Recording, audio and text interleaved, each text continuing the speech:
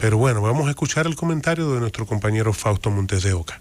Muy buenos días, maestro Jesús Nova, muy buenos días, Carlos Fernández, Juan Reyes, Cundo, Josefina, todo el equipo técnico que nos acompaña.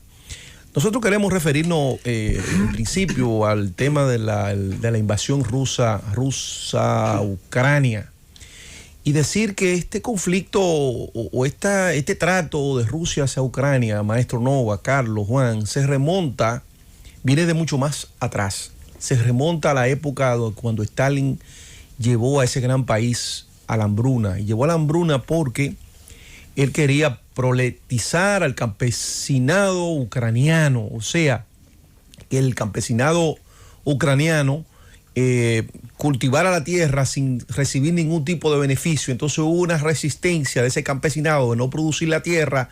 Entonces vino lo que se conoció como el Gulag, que era la grande ola de represiones hacia los ucranianos. Inclusive muchos de ellos pasaban a prisiones en Siberia, que es uno de los lugares más inhóspitos y más donde el clima es más crudo en el vasto territorio de lo que se conoce como Rusia.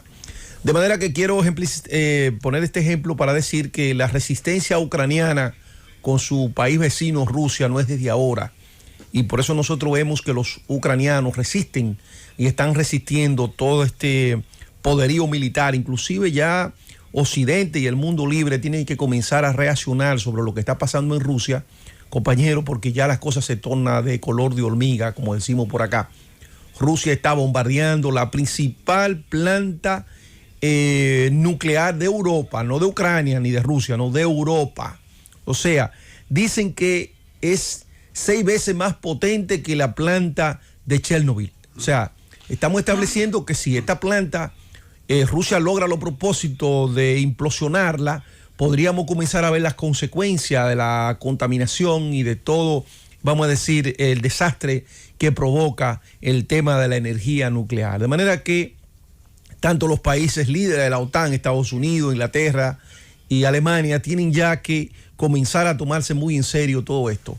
En el ámbito local queremos decir, compañeros, maestro Nova, Juan, Jesús, que el presidente de la República ayer manifestó que la oposición hiciera propuestas al gobierno. Yo pienso que en democracia el que gana gobierna, y la oposición tiene como fundamento llevar al gobierno a su propia legalidad, como decía Bosch frente a los gobiernos de Balaguer.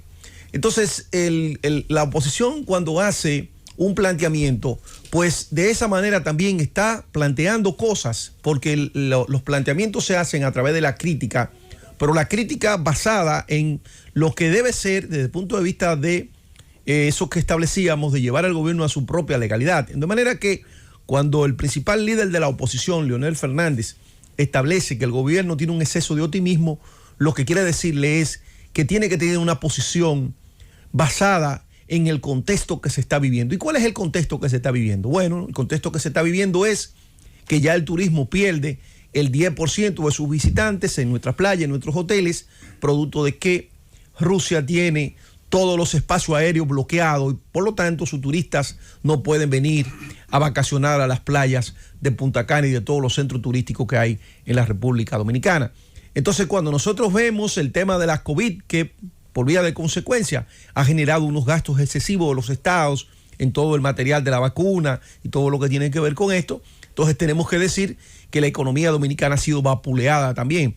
Cuando vemos, por ejemplo, en la crisis de los combustibles y los commodities que hay a nivel internacional, entonces tenemos que plantear que la República Dominicana tiene una situación no para tener un exceso de optimismo, sino para tener una gran preocupación en todo cuanto a las políticas públicas que se puedan establecer y las prioridades que como gobierno debería de tener. Nosotros escuchamos, por ejemplo, mucha inversión en términos de política social, pero ese es el mejor indicativo, como bien lo ha dicho el expresidente Leonel Fernández, de que el gobierno, de que la pobreza en la República Dominicana ha incrementado. En otro sentido, el presidente ayer también se refirió al hecho de que la oposición tiene serios temores con el tema de la reforma constitucional, puesto que ellos y se refería básicamente a Leonel y a Danilo, ellos han modificado la Constitución. Aquí nosotros tenemos que hacer una precisión.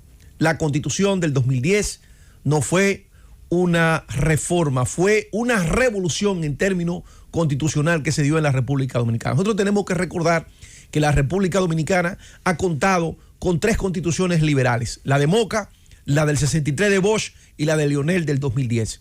Nosotros tenemos un texto constitucional que nació viciado por la intervención de Pedro Santana en el mismo inicio de la República, que nació totalmente conservadora con la imposición de aquel artículo que le daba todos los poderes a Pedro Santana.